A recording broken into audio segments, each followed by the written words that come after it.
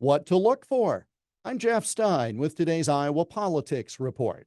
The presumptive Republican and Democrat presidential nominees will share a stage in Atlanta tonight, the earliest general election presidential debate in history.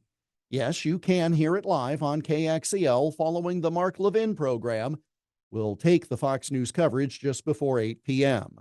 For Donald Trump, the key is to not take the bait to be dangled by CNN's so-called moderators or by Joe Biden, all of whom are hoping to get under his skin so he'll stray from his plan. Trump is disciplined enough to do that, to resist the temptation, to turn the answer back to something he wants to talk about that impacts Americans, as opposed to an understandable instinct of volleying barbs back at them.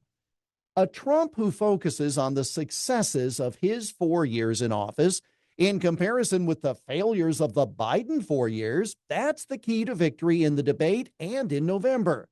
There has not been a starker choice since Ronald Reagan famously came up with the "Are you better off now than you were 4 years ago" line against Jimmy Carter in 1980. The Trump years versus the Biden years in terms of the economy, world peace, and on and on. A Trump who sticks to that message comes across well tonight. I don't think Joe Biden will stumble, either literally or figuratively.